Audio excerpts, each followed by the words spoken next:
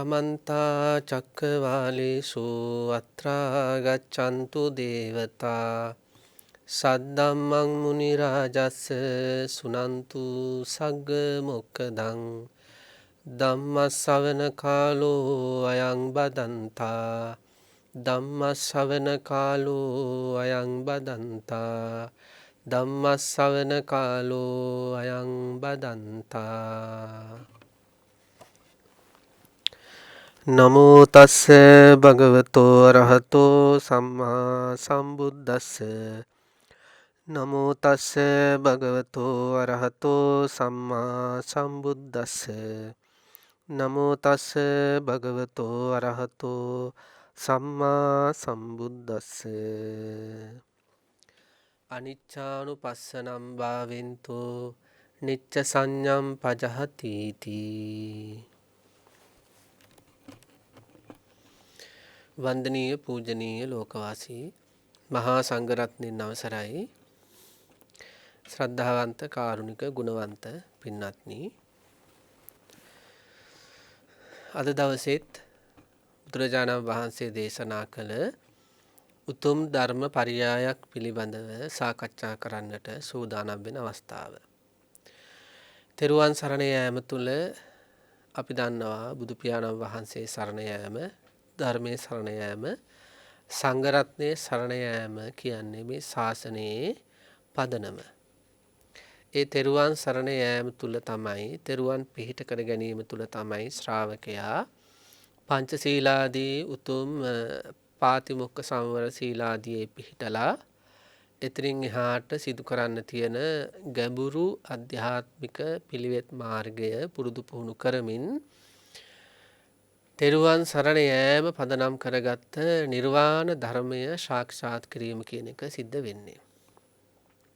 අපිට සමාජයේ හමු වෙලා තියෙනවා ධර්මය කෙරෙහි විශ්වාසය ගැඹුරින් තියෙන පින්නතුන් වගේම ධර්මයේ ගැන විශ්වාසය මද අය, ධර්මයේ ගැන ගැඹුරු විශ්වාසය තියෙන අය වගේම ධර්මය පිළිබඳව විශ්වාසය මද, එහෙම නැත්නම් විශ්වාසය අඩු අය අපට හමු වෙලා තියෙනවා.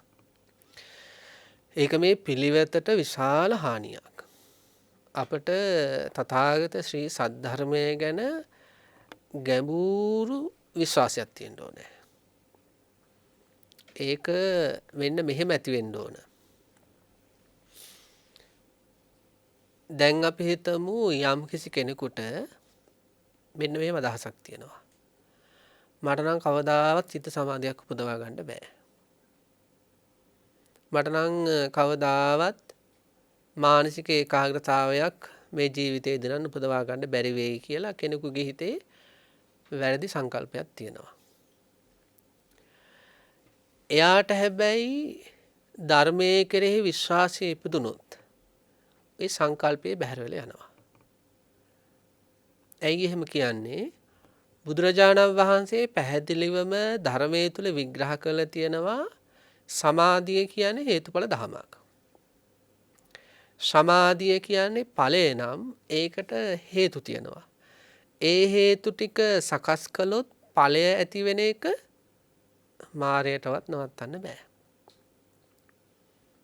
සාමාන්‍යයෙන් කියනෝනේ පිළිවෙත් මාර්ගයට ගොඩක් බාධා කරන්නේ මායය කියලා. ඒ ක්ලේශ මාර වෙන්න පුළුවන්, එහෙම නැත්නම් වෙනත් මාර වෙන්න පුළුවන්.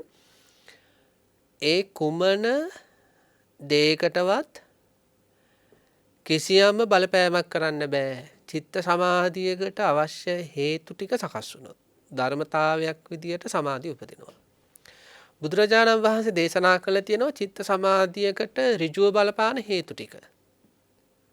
ඒක හොඳට අපට අල්ල ගන්න පුළුවන් ඔය සප්තවිසුද්ධියම හැදෑරුවොත්. ඒතර පළමුවෙන්ම තියෙන සීල විසුද්ධිය. සීල විසුද්ධිය සම්පාදනය කරගත්ත කෙනාට මොකද වෙන්නේ? ධර්මතාවයක් විදියට චිත්ත විසුද්ධිය. කියන්නේ මානසික ඒකාග්‍රතාවය. එහෙනම් ප්‍රාතිමොක්ඛ සංවර ශීලය තමන්ගේ ජීවිතේ වර්ධනය කරනකොට, ඉන්ද්‍රිය සංවර ශීලය තමන්ගේ ජීවිතේ වර්ධනය කරනකොට, ආජීව පාරිශුද්ධ ශීලය තමන්ගේ ජීවිතේ වර්ධනය කරනකොට, ප්‍රත්‍ය සම්නිශ්චිත ශීලය තමන්ගේ ජීවිතේ වර්ධනය කරනකොට සමාධිය උපදින එක ධර්මතාවයක්. එහෙනම් කෙනෙක් කියනවා නම් මට නම් කවදාවත් සමාධියක් උපදවා ගන්න බැරි වෙයි කියලා. එහෙනම් එයාට මේ ධර්මතාවය පිළිබඳ අවබෝධය අඩුයි. ධර්මය ගැන විශ්වාසය අඩුයි. බුදුරජාණන් වහන්සේ පැහැදිලිවම දේශනා කළ තියෙන සතර සංවර සීලය හදාගත්තොත් සකස් කරගත්තොත් ඒ හිතේ ධර්මතාවයක් විදියට සමාධිය උපදිනවා. එහෙනම් මේ වෙනකොට මේ වස්සාන කාලය තුල කෙනෙකුට හිතෙනවා නම් මම සමාධියක් උපදවා ගන්න ඕන කියලා. එහෙනම් සතර සංවර සීලය හරියට තමන්ගේ ජීවිතේ පුරුදු පුහුණු කළොත් මොකද වෙන්නේ? ඔය බලාපොරොත්තු වෙන සමාධිය උපදිනවා. සමහර අය කියනවා මේ රාගය නම් කවදාවත් දුරු කරගන්න බෑ. මට මේ යන කේන්ති නම් ඉතින් දුරු කරනවා කියන එක බොරු. එහෙම කියන අයත් ඉන්නවා. බුදුරජාණන් වහන්සේ දේශනා කළා තියෙනවා. මේ අනුපස්සනා ටික ගමුකෝ අපි මේ සාකච්ඡා කරන. සත්තානුපස්සනා වැඩෙන්න මොකද වෙන්නේ? රාගය ටිකෙන් ටික බැහැර වෙනවා. ද්වේෂය ටිකෙන් ටික බැහැර වෙනවා. මෝහය ටිකෙන් ටික බැහැර වෙනවා. ඒක ධර්මතාවයක්. අන්න ඒකට විශ්වාසය තියන්න ඕනේ.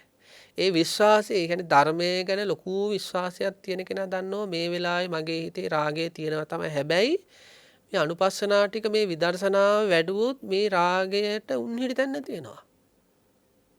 මේ රාග මාත්‍රයක්වත් නැති තත්වයකට මේ හිතපත් වෙනවා මේ අනුපස්සනා ටික වැඩුවොත්. මේ කාලේ හොඳටම කේන්ති යන කෙනෙක් ඉන්නවා නම් එයාට ධර්මයේ ගැන ලොකු විශ්වාසයක් තියෙනවා. එයා දන්නවා මේ අනුපස්සනා ටික වැඩුවොත් මේ දේශයට යන්නේම නැති වෙනවා. අනේ විශ්වාසය අපි ඇති කරගන්න ඕනේ. එතකොට තමයි දහම් සරණ යන්නේ අපි ඇත්තටම. දහම සරණ යන්නේ හරියටම ඒ ධර්මයේ කෙරෙහි විශ්වාසය තියෙන අයයි. එතකොට අපි මේ දිනවල දැන් සාකච්ඡා කරන්නේ අනුපස්සනා ගැන. අපි කලින් දවසේ කතා කළා නිබ්බිදාව හෙවත් නිබ්බිදානුපස්සනාව පිළිබඳව. අද අපි කතා කරන්න බලාපොරොත්තු වෙන්නේ නිබ්බිදානුපස්සනාදියත් උපදින්න හේතු වෙන අනිච්චානුපස්සනාව පිළිබඳව. ඒකන විශ්වාසය තියන්න මේ අනුපස්සනාව වැඩුවොත් අද ඔය හිත අසරණ කරන මොනවා හරි කෙලෙසයක් තියෙනවා නම් ඔය කෙලෙස් ධර්මයට යන්නේම නැති වෙනවා. අපි ඒක කරන්න ඕන. සංසාර ජීවිතේම අපි කෙලෙස් නිසා අසරණ වුණා. හැබැයි අපිට බැරි වුණා කෙලෙස් අසරණ කරන්න. සසර ජීවිතේම කෙලෙස් අපිව අසරණ කළා. මේ ජීවිතේදීත් කෙලෙස් අපිව අසරණ කළා. නමුත් අපිට බැරි වුණා කෙලෙස් අසරණ කරවන්න. අනේ කෙලෙස් අසරණ වෙන්නේ ධර්මය හමුවේ. මේ අනුපස්සනා හමුවේ. ඒ නිසා පින්නන්ති ලොකු අධිෂ්ඨානයක් ගන්න සංසාර ජීවිතේම මට මාව නැති කළ මේ කෙලෙස් ධර්ම වලට මං මේ සැරේ නම් වැඩේ දෙනවා. මෙයාලවට බව ගානම්ම දුන්නනේ ලොකු හානියක් කරදරයක් කළානේ. ව්‍යසන කළානේ. මම මේ සැරේ මෙයාලට යන්නේම නැති කරනවා. අන්න එහෙම යෝධ අධිෂ්ඨාන ගැඹුරු අධිෂ්ඨාන අර ගනිමින් තමයි ඒව ලෝකයා දැනගන්න ඕනේ නැහැ. ඒක තමන්ගේ හිත ඇතුළේම තියාගෙන ඒ කෙලෙස් අසරණ කරවන්න පටන් ගන්න ඕන වැඩි. මේ අනිච්චානුපස්සනාව කියන්නේ කෙලෙස් අසරණ කරවන මෙනෙහි කිරීමක්. හරියට අපි තුමු ගමක ඉන්නවා කියලා සාමාන්‍යයෙන් කියන්නේ ඔය සමහර ගම්වල ඡන්දි ඉන්නවා කියලා. එහෙම ඡන්දි ඉන්නවා. මෙයාලා ගමේ කට්ටිය බය කරගෙන Tamanට ඕන විදියට ගමේ අය හසුරව එහෙම හරීම සෙල්ලක්කාර ජීවිතයක් අරගෙන යන්නේ. හැබැයි මේ කණ්ඩායමටත් අභියෝග කරන්න පුළුවන් බලවත් පුද්ගලයෙක් මේ ගමට આવත් මොකද කරන්නේ? මේ කණ්ඩායමටත් බලපෑම් කරන්න පුළුවන් මේ කණ්ඩායමටත් අභියෝග කරන්න පුළුවන් ඊටත් වඩා බලවත් කණ්ඩායමක් මේ ගමට આવත් මොකද කරන්නේ? එයාලට අකුලගෙන යන්න වෙනවා. දැන් අපි හිතමු ගමේ තියෙනවා ලොකු උත්සවයක්. මේ උත්සවේ අපි හිතමු ආරාධිත අමුත්තෙක් විදියට ගමේ മന്ത്രി කෙනෙක් එනවා. දැන් මේ മന്ത്രി කෙනා බොහොම ආඩම්බරෙන් උජාරුවෙන් මූලාසනේ වාඩි වෙලා ඉන්නවා. ප්‍රධාන ආසනේ වාඩි වෙලා ඉන්නවා. මොකද එයා තමයි එතන ලොක්ක වගේ එතකොට ඉන්නේ. මේ මන්ත්‍රීතුමා මේ ආසනයේ මුල් පුටුවේ වාඩි වෙලා ඉද්දී ඒ පළාත බාර ඇමති ආවොත් එතෙන්ට මොකද වෙන්නේ? ඒ මන්ත්‍රීතුමාට ආසනය දීලා යන්න වෙනවා. අන්න ඒ වගේ තමයි. කෙලෙස් ධර්මත් අන්න ඒ වගේ. අර ගමේ ඉන්න චණ්ඩි ටික වගේ. අර උත්සවයට ආව മന്ത്രി වගේ. එයාලට අභියෝග කරන්නට තවත් පිරිසක් යමක් එනකන් එයාලගේ බලය පෙන්නනවා. අන්න ඒ වගේ තමයි කෙලෙස් ධර්ම. කෙලෙස් ධර්ම මෙච්චර සසර ජීවිතේ සහ මේ ජීවිතේ තමන්ගේ හිතේ රජ වෙලා ඉන්නේ ඕවට අභියෝග කරන්න මානසිකාර අනුපස්සනා ටිකක් තාම ඇවිල්ලා නැහැ. ඒ අනුපස්සනා ටික આવොත් ඔය කට්ටිය 80 වලින් බැහැලා යන්න වෙනවා. මේ සත්තානුපස්සනා කියන්නේ අන්නේ විදිහට කෙලෙස් වලට අභියෝග කරන බල සම්පන්න මානසිකාර හතක්. එතකොට එතනින් අනිච්චානුපස්සනාව කියන්නේ ඒ වගේම බල සම්පන්න හැඟීමක්. බුදුරජාණන් වහන්සේ දේශනා කළ තියෙන්නේ මිදි පොකුරක් තියෙනවා. මේ මිදි පොකුරේ යම් කිසි කෙනෙක් ගෙඩියෙන් ගෙඩිය කඩනවා. නුවණ තියෙන පුරුෂයෙක් මොකද කරන්නේ ඇවිල්ලා? නටුවෙන්ම කඩනවා. ප්‍රධාන නටුවෙන් කැඩුවට පස්සේ මොකද වෙන්නේ? මිදි පොකුරම ගහින් ඉවත් වෙනවා. අන්න ඒ වගේ කියන අනිත්‍යානුපස්සනාව. අනිත්‍යානුපස්සනාව කියන්නේ මිදි පොකුර වගේ කෙලෙස් පොකුර මොකද වෙන්නේ? ගලවලම දාන මෙනෙහි කිරීමක්. සංයෝජන ධර්ම ටික මොළෙන් උපුටා දවන්න පුළුවන් අනිච්චානුපස්සනාවට. ඉතින් අපි බලමු එහෙනම් මේ අනිච්චානුපස්සනාව කොහොමද පංචස්කන්ධ ධර්මය අරමුණු කරලා වර්ධනය කරන්න කියලා. අනිච්ච කියන එකේ තේරුම තමයි ඇතිවීම, වෙනස් වීම, නැතිවීම. අනුපස්සනා කියන්නේ පුන පුනා මෙනෙහි කිරීම. එහෙනම් රූපය අරමුණු කරලා ඇතිවීම, වෙනස් වීම, නැතිවීම පුන පුනා මනසිකාර කිරීම අනිච්චානුපස්සනාව. වේදනා, සංඥා, සංකාර, විඥානාදී අරමුණු කරලා ඇතිවීම, වෙනස් වීම, නැතිවීම පුන පුනා කරන මෙනෙහි කිරීම අනිච්චානුපස්සනාව. අද අපි කතා කරන්නේ වේදනාව ගැන තියෙන තණ්හා, දෘෂ්ටි, මානාදිය දුරු වෙන විදියට කොහොමද අනිච්චානුපස්සනාව පුරුදු කරන්නේ කියලා කතා බහ කරන්න. සසර ජීවිතයක් තුළ අපට ලැබෙන ඕනම ස්කන්ධ පිණ්ඩයකට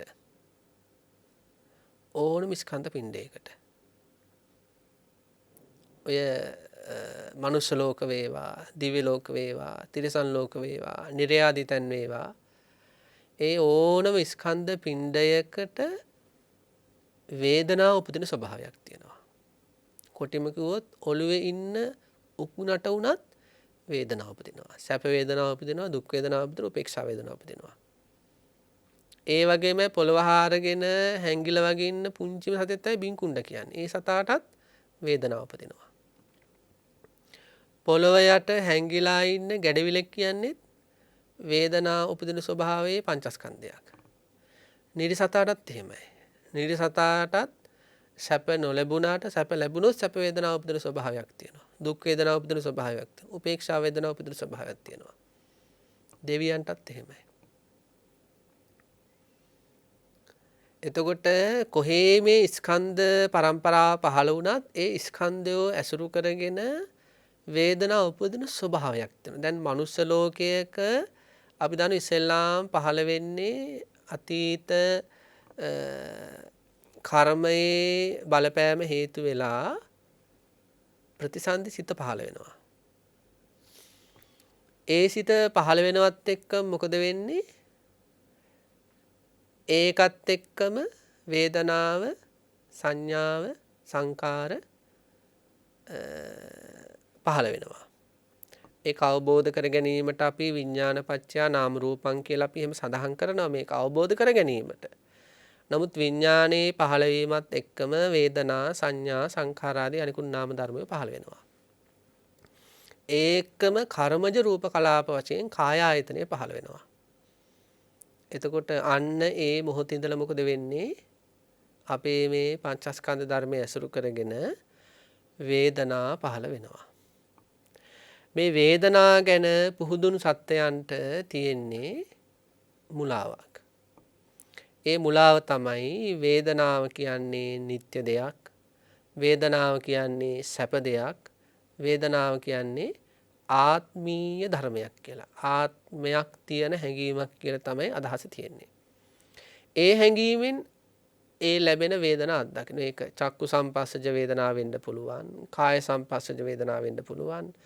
මනෝ සම්පස්සජ වේදනාව වෙන්න පුළුවන්. මේ දොරටු 6 ඇසුරු කරගෙන උපදින මොනියම්ම හරි වේදනා තියෙනවා නම් පුහුදුන් සත්වයෝ ඒවා අත්දකින්නකොට මෝහ සංප්‍රයුක්තව අත්දකින්න. ඒකට කියන්නේ අවිද්‍යා සහගත ආරම්මන ස්පර්ශය කියලා. පුහුදුන් සත්වයෝ දැන් තිරිසන් සතෙක් ගත්තට පස්සේ තිරිසන් සතාට කෑමක් දුන්නට පස්සේ ඒ තිරිසන් සතාට ඇති වෙනවා සැප වේදනාවක්. ඒ සැප වේදනාව උපදිනවත් එක්කම අවිද්‍යා සහගතව තමයි ඒ ආරම්මන ස්පර්ශය කරන්නේ. ඒ කියන්නේ ඒ සතාට ඒ ඇති වෙන වේදනාව ගැන අනිත්‍ය දුක්ඛ අනාත්ම සංඥා නෙවෙයි උපදින්නේ. නිත්‍ය හැඟීම්, සුඛ හැඟීම්, ආත්ම හැඟීම්. ඒ වගේම මිනිස්යාගෙන සත්‍යයටත් ධර්මයක් ජීවිතේ පුරුදු කරලා නැත්නම් මේ වගේ අනුපස්සනාදී පුරුදු කරලා නැත්නම් දැන් අද දවස ගත්තට පස්සේ ඊයේ දවස ගත්තට පස්සේ බොහෝ වේදනා අත්දැක්කනේ. ඉතින් මේ ඇහැ සුරු කරගෙන විඳ වේදනාවක් නම් ඒ වේදනා අත්දකිද්දී අවිද්‍යාව සහගත ආරම්භන ස්පර්ශයක් තියෙනවා. ඒ කියන්නේ ඒ වේදනා අත්දකින්නේ නිත්‍ය වශයෙන්, සුඛ වශයෙන්, ආත්ම වශයෙන්. එතකොට කෙනෙක්ගෙන් ලැබෙන ආදරයක් වුණත් එහෙමයි ධර්ම වශයෙන් ලැබෙන නිත්‍ය සුඛ ආත්ම වශයෙන් තමයි ඇසුරු කරන්නේ. බුදුරජාණන් වහන්සේ මේ ලෝකෙට පහළ වෙලා මොකද කරන්නේ? අපි නොදකින පැතිකඩ පෙන්නනවා.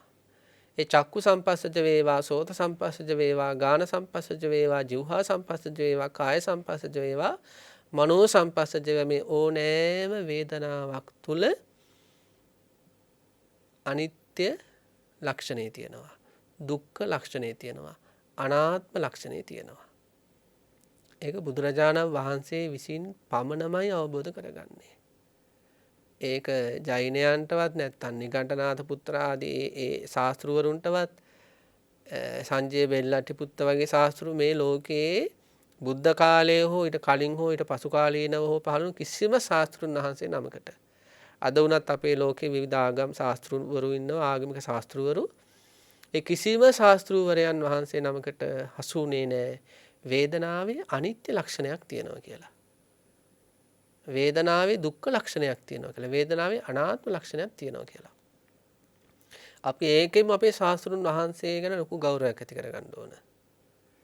ඒ කියන්නේ ජීවිත පරදුවට තියලා විමුක්තියක් වෙනුවෙන් කටයුතු කරපු ශාස්ත්‍රවරු සසර ජීවිතය තුළ හිටියත් ඒ ශාස්ත්‍රවරුන්ට අල්ල ගන්න බැරුණා මේ වේදනාව කියන සියුම් මනෝ ධර්මයේ ත්‍රිලක්ෂණය තියෙනවා කියලා.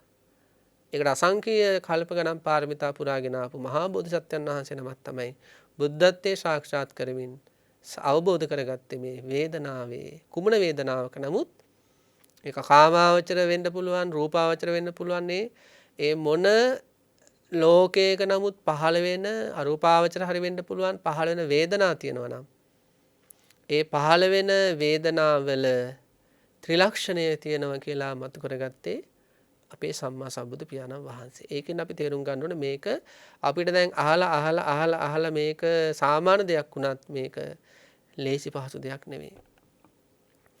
එතකොට මෙන්න මේ වේදනාවේ අපි අනිත්‍ය ලක්ෂණය අල්ලගන්න එක ටිකක් අපහසුයි. ඒ කියන්නේ අපේ දන්නවා අපේ මේ හිත සහ හිතත් එක්ක උපදින හැඟීම් කියලා කියන්නේ කැලේක සැරිසරන දිවියෙක් වගේ. අපි හිතමු යම් කිසි කෙනෙකුට කැලේක සැරිසරන දිවියෙක් අල්ල ගන්න ඕනේ. දිවියෙක් හරි වෙනත් ඔය කුළුමීමෙක් වගේ හරි සතෙක්.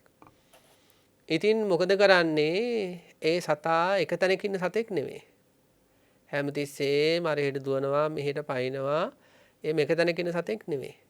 එතකොට ඒ සතා ගැන දැඩි අවධානයෙන් ඉඳලා ඒ සතා යන්නේන මං ගැන හොයලා ඊළඟට ඒ සතා අල්ල ගන්න පුළුවන් විවිධ ක්‍රමවේද භාවිතා කරලා තමයි ඒ සතා කණුවක ගැට ගහලා තියෙනවා කියන එක සිද්ධ වෙන්නේ. වේදනා ස්කන්ධයත් එහෙමයි. බලන්න වේලාවකට ඇහැ ඇසුරු කරගෙන වේදනාව උපදිනවා. ඒ එක්කම එක පාට කන ඇසුරු කරගෙන වේදනාව උපදිනවා. ඒකම එකපාරට කය ඇසුරු කරන වේදනාව උපදිනවා. බලන්න පින්නති රූප වාහිනිය බලන අවස්ථාවක් එහෙම. රූප වාහිනියේ රූප පේනකොට ඒ රූප අරමුණු වෙනකොට රූපාරම්මන හමුවේ චක්කු සම්පස්සජ වේදනා පහළ වෙනවා. ඒ එක්කම ඒ හඬවල් වලටත් සෝත සම්පස්සජ වේදනාව උපදිනවා. ඒ වගේමයි ඒ දේවල් බලද්දී අතීත සමහර දේවල් මතක් වෙමින් මනෝ සම්පස්සජ වේදනත් පහළ වෙනවා. දැන් ගීතයක් එහෙම රූපවාහිනියකින් බලබලින්න අවස්ථාවක නම් ඒ රූපවාහිනියේ පෙන්වන රූප ගැනත් අපට චක්කු සම්පස්සජ වේදනා පහළ වෙනවා. ඒ ගී හඬ ගැනත් චක්කු සම්පස්සජ වේදනා පහළ වෙනවා. ඒකේ කතා වෙන්නේ ගීතය තුල ආදරයක් ගැන නම් Taman අතීතයේ එහෙම ආදරයක් අත්දකලා තියෙනවා නම් ඒ අතීතයේ Taman ඇසුරු කරපු ආදරය කරපු කෙනත් මතක් වෙවි. ඒ අතීත ඒ අරමුණු ගැනත් මොකද වෙන්නේ? වේදනාව පහළ වෙනවා. ඒක මේ වාඩි වෙලා ඉන්න ආසනය රස්නෙට දැනෙනවා නම් ඔන්න ඒ කාය සංපස්සජ වේදනත් පහළ වෙනවා. ඒ වෙලාවේ රසවත් කෑමක් ගන්න ගමන් නම් ඔන්න දිවට ජීවහා සංපස්සජ වේදනත් පහළ වෙනවා. ඉතින් මෙහෙම මේ හය පොලක පණිනවා වගේ නැවත මේ ඇති වෙන වේදනාවක් අල්ලගෙන ඔය වේදනාවේ අනිත්‍ය ලක්ෂණය මතු කර ගන්නවා කියන එක ලේසි දෙයක් නෙවෙයි. ඉතින් ලේසි නම් ඉතින් අපි දැන් නිවන් දැකලා තියෙන්න ඕනේ. බලන්න අපි කොච්චර කියන්නේ මේ රූපයේ ත්‍රිලක්ෂණය මතු කරගන්න බැරුව වේදනාවේ ත්‍රිලක්ෂණය මතු කරගන්න බැරුව සංඥා සංකාර විඥාන ආදී මේ ලක්ෂණ මතු කරගන්න බැරුව නේද අපි මේ මෙච්චර සංසාරේ යන්නේ. ඉතින් තේරුම් ගන්න ඕනේ එහෙනම් මේ කොච්චර අමාරු දෙයක්ද? අපිට දැන් මේක බණ අහලා මේක නිකන් පොතපත බලලා නිකන් මේක නිකන් සරලව දැනුණට අපි අසංකේ කල්ප ගාණක් එන්නේ මේ පංචස්කන්ධයේ අනිත්‍ය ලක්ෂණ ආදී අල්ලගන්න බැරුව. ඒකෙම හිතා ගන්න පින්නති මේ කොච්චර අමාරු දෙයක්ද කියලා. මහා බෝධිසත්වයන් වහන්සේ 5,12,000 ගණන් සම්මා සම්බුදු වරයන් වහන්සේලාගෙන් නියත විවරණ ලැබ එද්දිත් අපිත් ආව ඊට සමගාමීව. අපට කොච්චර බුද්ධ ශාසන හමු වෙන්නේ නැද්ද? හැබැයි මොකද උනේ? පංචස්කන්ධය අනිත්‍ය ආදී ලක්ෂණ මත කරගන්න බැරි වුණා.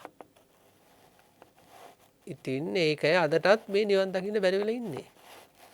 ඒ නිසා අපි තේරුම් ගන්න ඕන මේ ස්කන්ධ පරම්පරාව තුළ විශේෂයෙන් අද අපි කතා කරන මේ වේදනාවේ ත්‍රිලක්ෂණය මතු කරගන්නවා කියන එක පහසු දෙයක් නෙවෙයි. හැබැයි කළ හැකි දෙයක්. ඇයි බොහෝ අය ඒක කරලා තියෙන බාර සාක්ෂි තියෙන නිසා අතීත උතුමන් වහන්සේලා. එතකොට මෙන්න මේ හය පොලක පණින ලාහට ගෙම්බ දානවා වගේ තනින් තන ටික්ක පයින් වගේ මේ වේදනාව කියන එක ඇහි පහළ වෙලා නැති වෙනවා ආපහු කනේ පහළ වෙනවා. ඒකේ ඇති වෙලා නැති වෙලා යද්දි මෙන්න ආපහු කාය සංපස්සජ වේදනා. ඒක ඇති වෙලා නැති වෙලා යද්දි මෙන්න මනෝ සංපස්සජ වේදනා. මේ වගේ හය පොලක ටික්ක පයින් වගේ පැන යන මේ වේදනාව ඇති වෙවි නැති යන වේදනාව අපි ඉස්සෙල්ලාම අල්ල ගන්න ඕනේ. දිවියෙකුගේ හරි කුළු හරකෙකු ගැන හරි මොනවා හරි පරිේෂණයක් කරන්න අවශ්‍ය කෙනා ඉස්සෙල්ලා මේ සතාව අල්ල ගන්න එපයි, කණුව ගැට ගහන්න එපයි. අන්න ඒ වගේ මේ වේදනාව අපි ඉස්සෙල්ලාම අල්ල ගන්න ඕනේ. එතකොට අන්න ඒ සඳහා අපි මොකද්ද කරන්නේ? අපි කොහොමද වේදනාව අල්ලගන්නේ?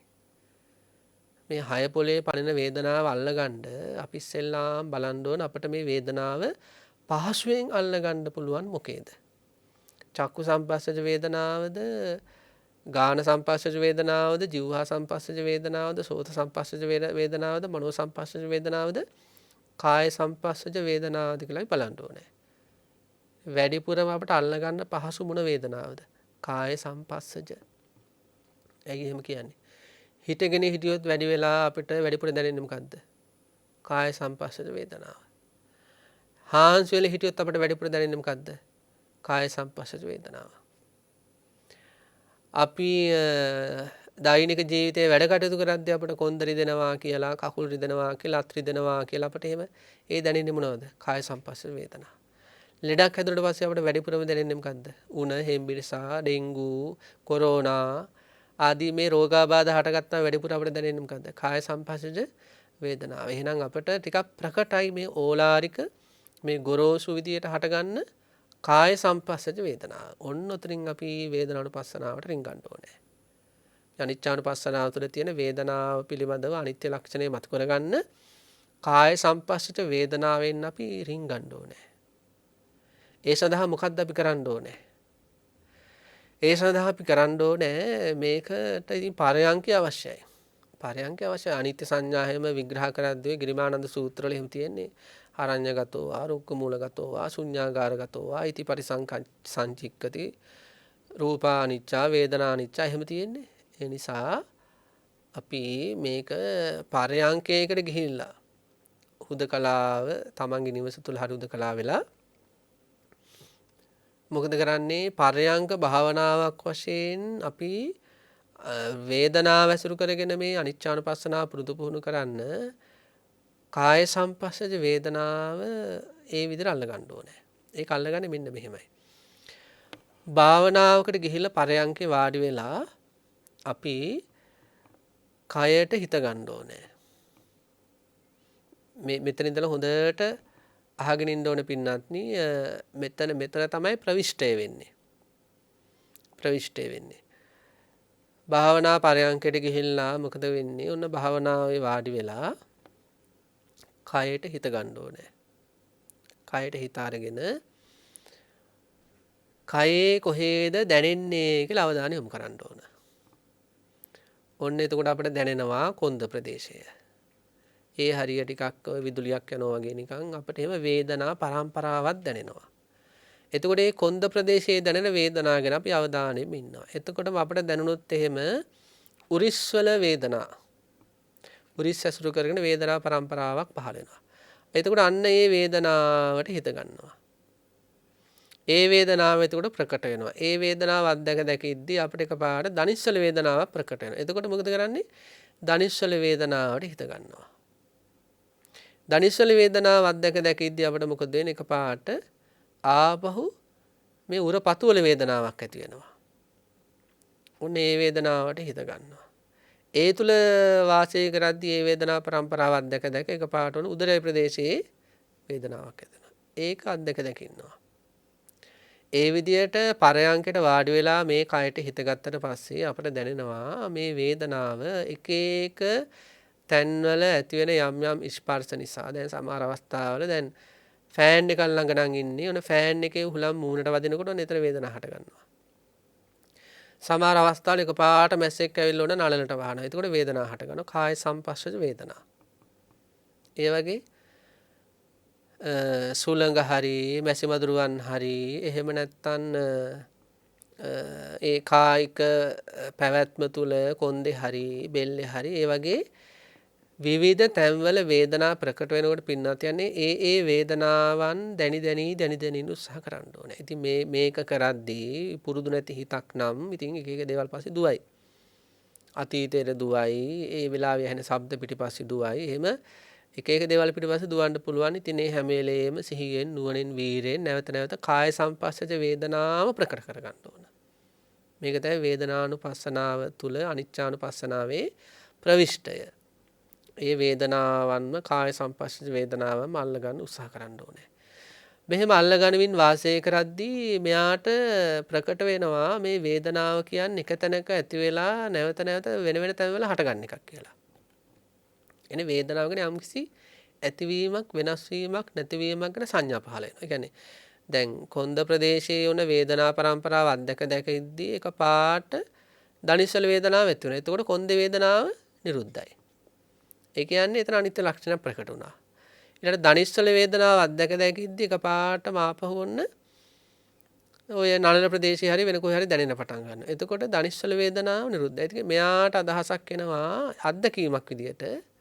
ඒක අසා දැන ගැනීමක් නෙවෙයි. මෙයා අත්දකිනවා මේ වේදනාව කාය සංපස්සජ වේදනාව කියන්නේ එක දිගට තියෙන එකක් නෙවෙයි. අපි හිතුව මෙයා දැන් ගිලන් වෙල ඉන්න අවස්ථාවක් කියලා. ගිලන් වෙල ඉන්න අවස්ථාවක නම් දැන් මෙයාට හිස් රදේ තියෙනවා. දැන් මෙයා හිස් රදේ තුල ඇති වෙන වේදනාවට හිත යොමු කරගෙන ඉන්නවා.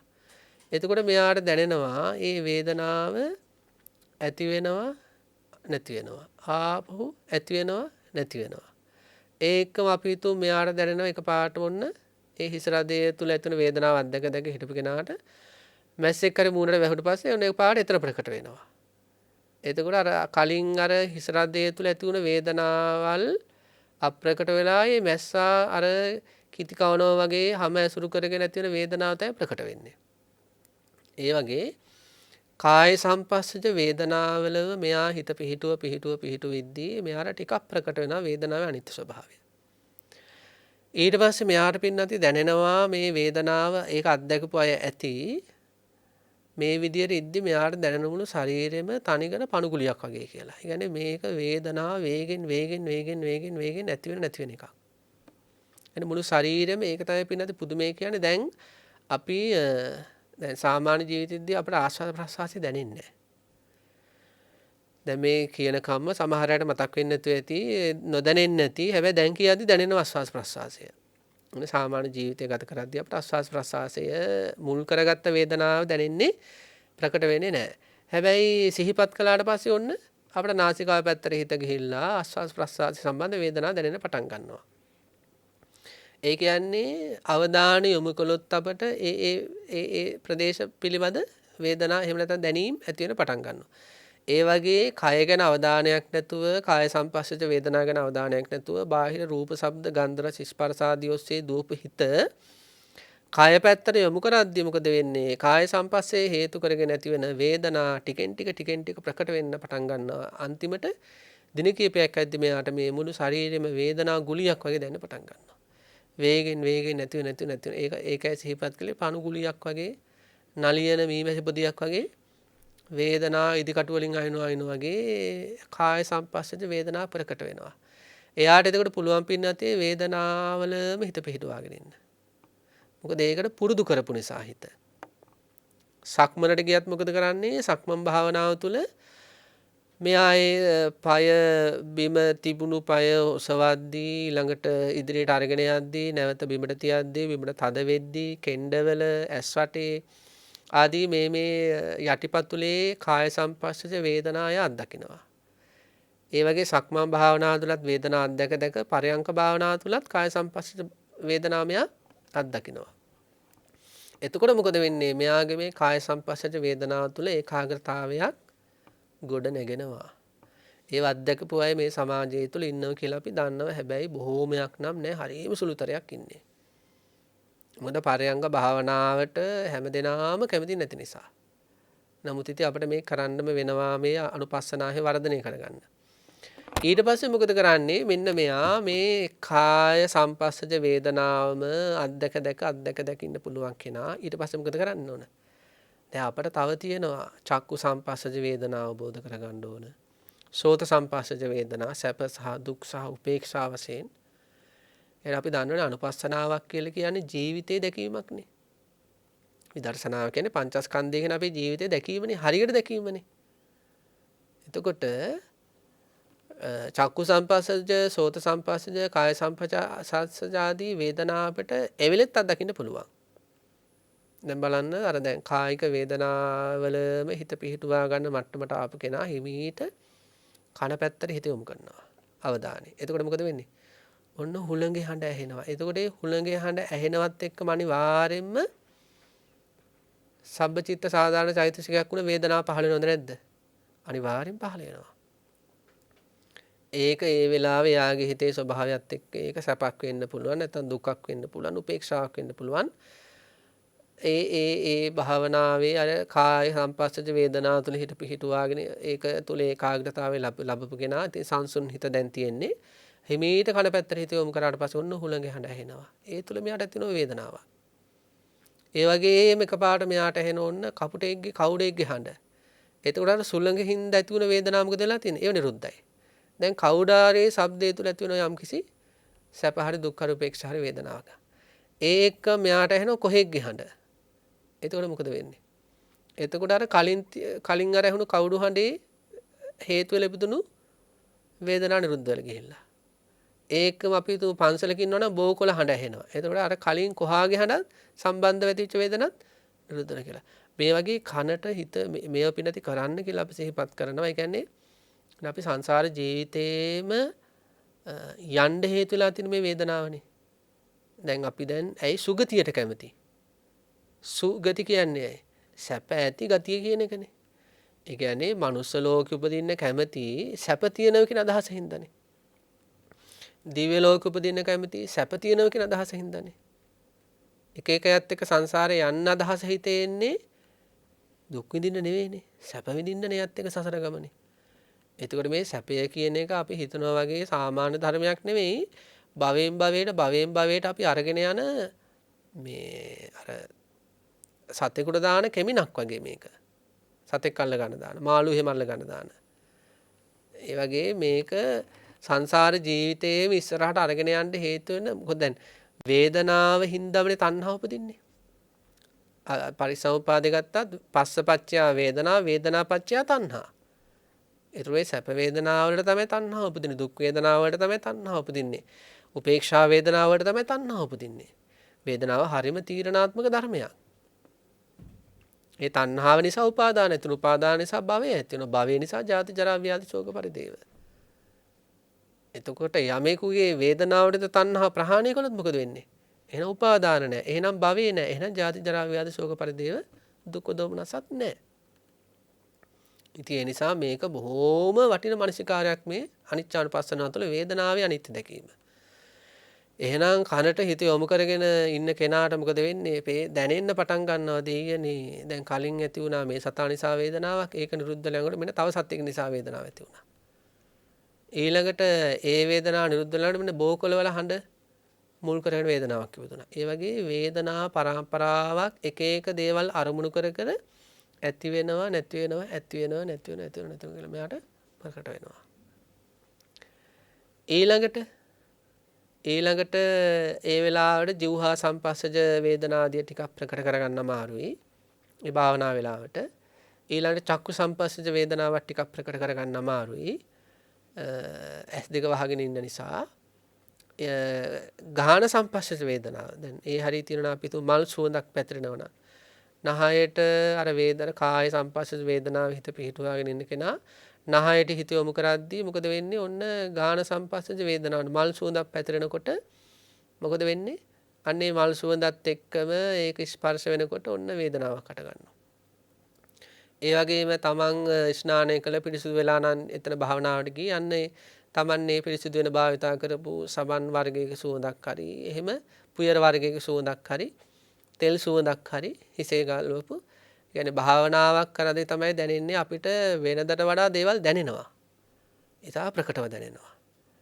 ඉතින් පිරිසුදුකම උනත් තියාගන්න කියන්නේ ඒකයි. ගෙවල් දොරවල් එහෙම අපිරිසුදු වුණොත් එහෙම ඒ දුර්ගන්ධය තමයි නාසයට දැනෙන්නේ.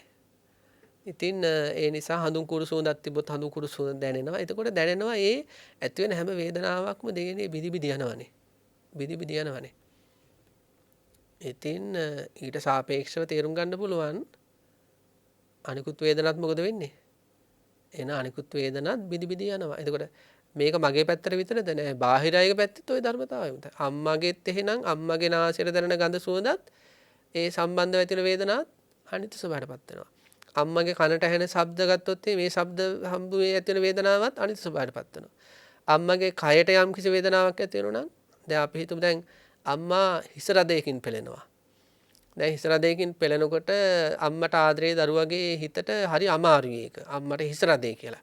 හැබැයි වේදනානුපස්සනාව වඩපු දරුවා මොකද හිතන්නේ? මේ අම්මගේ හිස රදේ තුල ඇතිවන වේදනාව තාවකාලිකයි. මේක අනිත්‍ය ස්වභාවයටපත් වෙනවා. එයාට ඒක සහනයක්. හැබැයි ඒ වේදනාවල අනිත්‍ය ස්වභාවය නොදන්න කෙනා අර අම්මගේ හිස රුදාව නිකන් සංසාරෙටම තියෙන එකක් වගේ හිතට අරගෙන හරි මානසික පීඩාවෙන් ඉන්නවා. ඒ වගේ අර වේදනාවේ ඇතිවීම නැතිවීම අල්ලගත්ත කෙනාට තවත් කෙනෙක් වුණත් දැන් මානසික දුකක් විඳිනවා කියමු. තමන්ගේ දරුවා මොකක් හරි භාර්යාව නිසා හරි සාමියා නිසා හරි මානසික දුකක් විඳිනවා. වේදනානුපස්සනාව වඩපු අම්මා තාත්තා දන්නවා දුවගේ හිතේ තියෙන ওই දුක් වේදනාව සදාකාලික නෑ. ඕක අනිත්‍ය ස්වභාවයටපත් වෙනවා. ඒ වගේ කෙනෙක් ආදරය නිසා ලොකු දුකක් විඳිනවා. එතකොට වේදනානුපස්සනාව එයා වඩලා තිනුනා නම් එයාට මතක් වෙනවා. හරි අර වේදනාව වගේ තමයි මේ වේදනාවත් අනිත්‍ය ස්වභාවයටපත් වෙනවා. මේ ආදරය වෙනස් වීම නැති වෙච්ච දුක් වේදනාව. පිටද මේ ලෝකයේ තුල සීදී විනාසා ගැනීම සිද්ධ වෙන්නෙම වේදනාවේ අනිත්‍ය ස්වභාවය ප්‍රකට නොකර ගැනීම නිසා. ඒක එයාලට යම් කිසි දෙයක් තමන් අකමැති ආකාරයට පැවතීම තුළ ඇතිවෙන දුක් වේදනාව එයාලට හිතෙන්නේ මේක සදාකාලික දෙයක් නෙමෙයි කියලා. එයාලට ඇතිවෙන දුක් වේදනාව නිත්‍ය වශයෙන් ගැනීම තුළ තමයි එයාලා මොකද කරන්නේ? මේ දුක විඳින්න බෑ, මේ දුක උහුල ගන්න බෑ කියලා එල්ලෙන තත්ත්වයකටපත් වෙන්නේ. ඉතින් වෙන යම් කෙනෙක් හරි යාළට තේරුම් කළ දෙන්න දක්ෂයෙක් වුණොත් එහෙම ඔය ඇති වෙලා තියෙන ඔය දුක් වේදනාව తాවකාලිකයි වෙනස් වෙනවා කියලා අන්න එයා එල්ලිලා වැරෙන මට්ටමට නොයන්න එක හේතුවක් වෙනවා. ඉතින් මේ විදියට කායික වේදනාව අල්ලගත්ත කෙනා ඒකෙන් වේදනානුපස්සනාවට ප්‍රවිෂ්ඨ වුණ කෙනා වේදනාවේ අනිත්‍ය ලක්ෂණ මතු කරගන්නේ අනුපස්සනාවට ප්‍රවිෂ්ඨ වෙච්ච කෙනා ඊළඟට සෝත සම්පස්සජ වේදනා අල්ලගත්තා, කාය සම්පස්සජ වේදනා අල්ලගත්තා, ජීවහා ගාන සම්පස්සජ වේදනා ආදී අල්ලගත්තා. ඔය ටික උනත් යම් කිසි මට්ටමකට හරියට අල්ලගත්තොත් ඔය ඇතිවීම නැතිවීම අනිත් ගොඩක් තැන්වල ඇතිවීම නැතිවීම ගොඩක් අයගේ වේදනාවල ඇතිවීම නැතිවීම පවා ප්‍රකට කරගන්න පුළුවන්. ඊළඟට මොකද කරන්නේ? මේක සම්මර්ෂණය කරන්න ඕනේ. සම්මර්ෂණය කරනවා කියන්නේ මේක තව මේ පංචස්කන්ධ ලෝකයට දම දකින්න ඕන. අපි හිතමු මෙන්න මෙහෙම දෙයක්. අපි හිතමු යම් කිසි අම්ම කෙනෙකුයි තාත්තා කෙනෙකුයි ඉන්නවා. ඒ අම්මටයි තාත්තටයි ඉන්නවා අපි හිතමු දුවෙක් හරි පුතෙක් හරි ඉන්නවා. මේ අම්මටයි තාත්තටයි ඉන්න මේ දුවයි පුතයි අපි හිතමු ගෙදරින් බැහැර දුර ප්‍රදේශයක ඉන්නේ. මේ අම්මටයි තාත්තටයි දුවෙකුයි පුතෙකුයි ඉන්නවා. ඒ දුවයි පුතයි ගෙදරින් බැහැර දුර ප්‍රදේශයක ඉන්නේ. එතකොට දැන් මේ දුර ප්‍රදේශයක ඉන්න දුවයි පුතයි මේ අම්මා තාත්තයි බලන් දෙන්නේ නැහැ. අම්මා තාත්තට කතා බහ කරන්නේ නැහැ. අම්මා තාත්තා ගැන හොයලා බලන්නේ නැහැ. එතකොට මේ අම්මා තාත්තට මොකක්ද ඇති වෙන්නේ? දුක් වේදනා. එතකොට ඒ දෙමව්පියන්ට ඒ දරුවෝ දුරස් වීම තුල දුක් වේදනා ඇති වෙනවා. ඉතින් මේ දුක් වේදනා අත්දකින්න අතරේ මේ ගෙදරට කුලියට එනවා ළමෙක්. එහෙනම් අපි මේ සිහිපත් කරන්නේ මේ අපි මේ වේදනා දිහා බලන්න ඕන විදිය. දැන් දරුවෝ දුර ඉන්නවා කියලා දුක් විඳින දුක් වේදනා අත්දකින්නේ දෙමව්පියන්ගේ නිවසට කුලියට දරුවෙක් එනවා. ඒ කුලියට යන දරුවා සම්බන්ධව මුලින් තියෙන මේ දෙමව්පියන්ට මොන වගේ අදහසක්ද? සැප වේදනාවකුත් නෙවෙයි දුක් වේදනාවකුත් නෙවෙයි උපේක්ෂා වේදනාවක්. කුලියට ඉන ළමයානේ. ඉතින් එයාත් එක්ක මුදලක් කතා කරගෙන ඉතින් කාමරයක් දීලා දැන් මේ අම්මට තාත්තට අර කුලියට ආපු ළමයා ගැන කුලියට ආපු ළමයා කියන සංකල්පයත් එක්ක උපදින උපේක්ෂා වේදනාවක් තියෙන්නේ. දුර බැහැරින්න දරුවෝ මතක් වෙදී දුක් වේදනාව උපදින්නේ. කුලියට ආපු ළමයා මතක් වෙද්දී උපේක්ෂා වේදනාව පහළ වෙන්නේ. මේ කුලියට ආපු ළමයා හරිම ගුණ යහපත්. මෙයා මොකද කරන්නේ? අර අම්මා තාත්තා ගැන හරියට හොයලා බලන්න පටන් ගන්නවා. අම්මට ගිහිල්ලා උදව් කරනවා, ඊළඟට තාත්තට තේ ටික හදලා ගිහින් දෙනවා. ඒ ගෙදර ඉන්න ඒ පුද්ගලයාට ඒ තාත්තට තේ ටික ගිහින් දෙනවා. ගෙදර එනකොට මොන හරි අම්මට තාත්තට අරන් එනවා මේ කුලියට ඉන්න ළමයා. එතකොට දැන් කලින් නම් ඒ අම්මා තාත්තට ඒ කුලියට ආපු ළමයාගෙන ඇති වෙන්නේ මොන වගේ වේදනාවක්ද? උපේක්ෂා වේදනාව. හැබැයි ඒ ළමයාගෙන් දයාව කරුණාව ලැබෙනකොට ඒ අම්මා තාත්තට ඇති වෙන්නේ මොන වගේ වේදනාවක්ද? සැප වේදනාව. ඊළඟට අපි හිතමු ඒ අම්මා තාත්තාට මේ යහපත් විදිහට මේ කටයුතු කරන මේ ළමයා නිවාඩුවට ගෙදරින් ගියොත් මොකද වෙන්නේ? ඒ අම්මා තාත්තට දුක් වේදනා ඇති වෙනවා. ආපු ආවොත් මොකද වෙන්නේ? සැප වේදනා ඇති වෙනවා.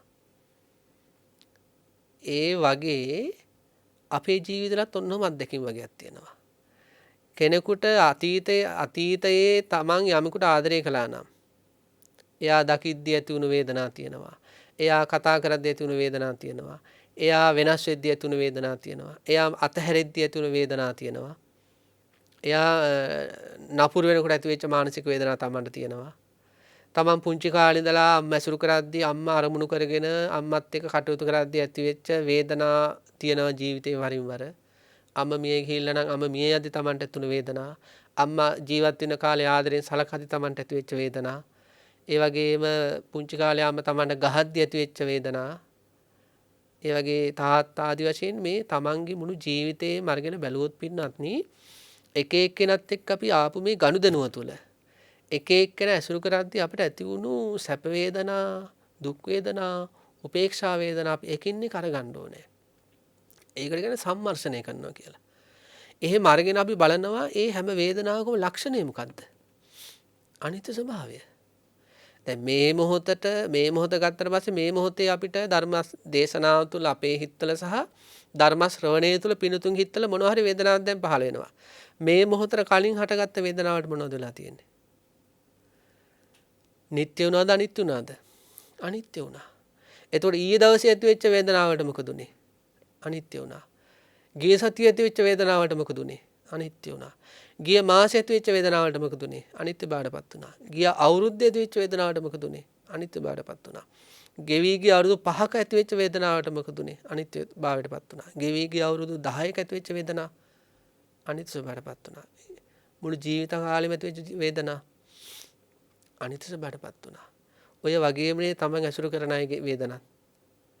අම්මා කියන චරිතය වර්තමානයේ ජීවත් වෙනවා නම් ඒ අම්මා මොනවා හරි දැන් මේ මොහොතේ මොනවාට වේදනාවක් අත්දකිනවා.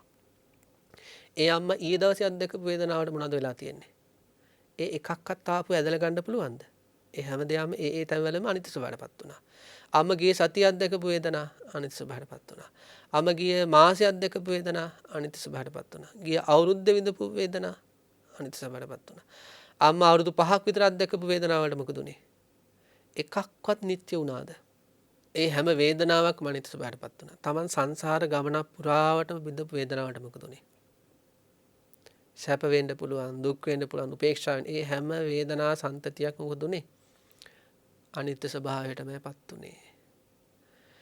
ඉතින් බාහිර අය සසර ගමන පුරාටම මේ පංචස්කන්ධ ධර්ම ඇසුරු කරගෙන සංසාරය පුරාට මෙතුණු වේදනාවට මොකද උනේ? අනිත්‍ය ස්වභාවයටපත් වුණා. මේ ලෝකේ ඉන්න මහා උත්තමයන් වහන්සේ නමක් විදිහට අපි දකින්නේ සම්මා සම්බුදු පියාණන් වහන්සේ.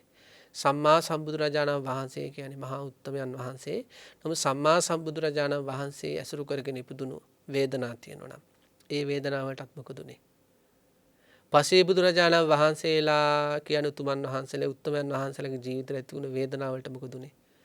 මහරහතන් වහන්සේලාගේ ජීවිතවල හටගත්ත වේදනාවට මොකද උනේ? ඒ මහා බලවන්ත උත්තමයන්ගේ හිතවල පවා හටගත්ත වේදනා අනිත්‍ය ස්වභාවයටපත් වුණා. එහෙනම් වේදනාව ගැන කතා කරන වැඩක් නැහැ. මේ ලෝකේ අස්සක් මුල්ලක් නැර බැලුවත් හටගත්ත හැම වේදනාවක්ම හැම වේදනාත්මක සැකසීමකම තියෙන්නේ ඇතිවීම වෙනස් වීම නැතිවීම. එතකොට අනිච්චානුපස්සනා පුරුදු පුහුණු කරන ශ්‍රාවකයා වේදනා වර්ගන මේ විදියට තමන්ගේ කාය සංපස්සජ වේදනාවෙන් රිංගල මේ වේදනාවට තමන්ගේ මුළු චක්කු සෝත ගාන ජීවහා කාය මනෝ කියන මේ සියලු වේදනා විශේෂයෙන් ආදරය ආදී හැඟීම් හමුවේ ඇති වුණු වේදනා ගැන හොඳට මෙනෙහි කරන්න පුළුවන්. හොඳට කල්පනා කර කර කෙනෙක්ගෙන් ආදරය ලැබෙන කාලේ එයා තෑග්ගක් දෙනකොට මොකක්ද ඇති වුණ වේදනාව? එයා දුන්න තෑග්ග හොඳ නෑ කියලා දැනෙනකොට ඇති වුණ වේදනාව. එයා කතා නොකර ඉන්න කාලවල Tamanට ඇති වුණ වේදනාව. ඒ වගේ ඒ ආදරය කියන සංකල්පය තුල නම් වේදනාවේ දුක් වේදනාවන් වල අනිත්‍ය ස්වභාවය, සැප වේදනාවල අනිත්‍ය ස්වභාවය, උපේක්ෂා වේදනාවල අනිත්‍ය ස්වභාව ආදී හොඳට ප්‍රකට කරගන්න පුළුවන්. ඉතින් මේ විදිහට සම්මර්ෂණය කියන්නේ මේ හැම පැත්තකටම දාලා දානවා. අතීත වශයෙන්, වර්තමාන, අනාගත. දැන් අනාගතයේ දිව්‍ය ලෝකයකට ගියොත් දිව්‍ය ලෝකයේ උපදින වේදනා, මනුෂ්‍ය ලෝකයකට ගියොත් මනුෂ්‍ය ලෝකයේ උපදින වේදනා. ඒ වගේ අතීත වර්තමාන අනාගත අධ්‍යාත්මික බාහිර ඕලාරික සුකුම හීන ප්‍රනීත ළඟ දුර වශයෙන් මේ වේදනා ත්‍රිවිධ වේදනා අරගෙන මෙයා මොකද කරන්නේ? අස්සක් මුල්ලක් නෑරම බිඳීමම මතු කර ගන්නවා. ඇතිවීම නැතිවීම ප්‍රකට කර ගන්නවා. එතකොට වේදනාව ගැන යාට මොකක්ද ඇති වෙන්නේ? ඒ අනිත්‍ය ලක්ෂණ ප්‍රකට වීමත් එක්කම එයාට ඒ වේදනාවේ යථාභූත ස්වභාවයක් මතු වුණා. එතකොට මේ වේදනාව ගැන තියෙන තණ්හා මොකද වෙන්නේ? බැහැර වෙනවා. දෘෂ්ටි බැහැර වෙනවා. මාන බැහැර වෙනවා. සැප වේදනා, දුක් වේදනා, උපේක්ෂා වේදනා කියන මේ ත්‍රිවිධ වේදනාවන්ම ගැන තියෙන තණ්හා, දෘෂ්ටි, මාන බැහැරවීමෙන් වේදනාව පිළිබඳව තණ්හා නූපදින, උපාදාන නූපදින, ඒ තුලින් භවයක් සකස් නොවන වේදනාව ගැන තණ්හාව තදංග වශයෙන් ප්‍රහාණය කරපු බුද්ධ ශ්‍රාවකෙක් බවට එයා පත් වෙනවා. ඉතින් ඒ නිසා පින්වත්නි අද නියමිත කාලය අවසන් අපි මේ දවස්වල කතා කරන්නේ අනුපස්සනා, සත්තානුපස්සනා පිළිබඳව. අපි කලින් දවසේ කතා කළේ සත්තානුපස්සනාවල නිබ්බිදානුපස්සනාව පිළිබඳව අපි ඊට කලින් කතා කළා සත්තානුපස්සනාවේ වැදගත්කම් පිළිබඳව දේශනා කිහිපයක්. අද දවසේ අපි කතා කළේ අනිච්චානුපස්සනාව වේදනාව තුළ දකින්නේ කොහොමද? තණ්හා දෘෂ්ටිමාන දුරවන විදියට. හැම දිනාටම මේ වස්සාන කාලය තුළ මේ අනුපස්සනා වර්ධනය කර ගැනීමට තව තවත් හිත් පහළ වේවා. විදර්ශනා වර්ධනය වේවා. අපේ ශාස්ත්‍රුන් වහන්සේ දේශනා කළ මේ තථාගත ශ්‍රී සද්ධර්මයෙන්ම සැනහෙන සැබෑම බුද්ධ ශ්‍රාවකෙක් බවට පත් වෙන්නට පින්නතුන්ට හැකියාව ලැබේවා කියලා ප්‍රාර්ථනා කරනවා. හැම දිනාටම තෙරුවන් සරණයි. පින්වත්නි, අද දවසේ මේ උතුම් දහම් දේශනාව සඳහා බොහෝම ශ්‍රද්ධාවෙන් ගෞරවයෙන් එකතු වෙමින් දායකත්වයෙන් ධර්මයෙන් කටයුතු කරනවා. කුරුණෑගල පාර නුගවැල අංක 74 සී නිවසේහි පදිංචි නාලනී හේවගේ මහත්මිය ඇතුළු තවත් මිතුරියක් විසින් ඒ පින්වත් මහත්මිය ඇතුළු ඒ මිතුරිය බලාපොරොත්තු වෙන්නේ ගෞරවනීය ලොකු ස්වාමින් වහන්සේටත්, ඒ වගේම ධර්ම දේශනා කරන ස්වාමින් වහන්සේටත්, ඒ වගේම අපේ ධම්මදේව ස්වාමින් වහන්සේ ඇතුළු මහා සංඝරත්නයට තුනුරුවන්ගේ ආශිර්වාදය නිදුක් නිරෝගී භාවය ලැබෙන්නට මේ උතුම් පුණ්‍ය ශක්තිය හේතු වේවා කියලා ඒ පින්තුන් ප්‍රාර්ථනා කරනවා. ඒ වගේම සිහිපත් කරනවා ඒ මහත්මියගේ සහ ඒ මිතුරියගේ දරු මුණුබුරන් ඇතුළු හැම දෙනාටම තුනුරුවන්ගේ ආශිර්වාදය කායික මානසික නිදුක් නිරෝගී සුවපත් භාවයම ලැබේවා කියලා ඊළඟට ජයමග කාර්ය මණ්ඩලයේ වැඩ කටයුතු කරන පින්තුන් හැම දෙනාටමත් මේ උතුම් කුසල ධර්මය සෙත් පිණිසම හේතු වේවා කියලා ප්‍රාර්ථනා කරනවා. ඒ විදිහට දායකත්වයේ ධර්මයෙන් කටයුතු කරන නාලනී හේවගේ මහත්මියටත්, ඒ මහත්මියගේ කල්යාණ මිත්‍ර මිතුරියටත්, ඒ පින්තුන්ගේ පවුලේ හැම දෙනාටමත්, ඒ වගේම ධර්ම ශ්‍රවණය කරන අපේ පින්තුන්ටත් බුද්ධ ආදී රත්නත්‍රය අනන්ත ගුණානුභාව බලයෙන් නිදුක් නිරෝගී සුවපත් භාවය ලැබේවා. තව තවත් මේ උතුම් පිළිවෙතෙහි නිරත වීමට අවශ්‍ය කායික මානසික ශක්තිය ලැබේවා. මේ සම්මා සම්බුද්ධ ශාසනය තුලදීම උතුම් චතුරාර්ය සත්‍ය අවබෝධයේ පිණිසත් මේ ධර්ම දානමය පින්කම පාරමී ධර්මයක් වේවා කියලා අපි ප්‍රාර්ථනා කරනවා. හැම දිනාටම තෙරුවන් සරණයි. ආකාසට්ඨා ච බුම්මට්ඨා දේවා නාග මහිද්దికා පුඤ්ඤන්තං අනුමෝදිත්වා චිරන් රක්칸තු ශාසනං චිරන් රක්칸තු දේශනං චිරන් රක්칸තු මම් පරන්ති.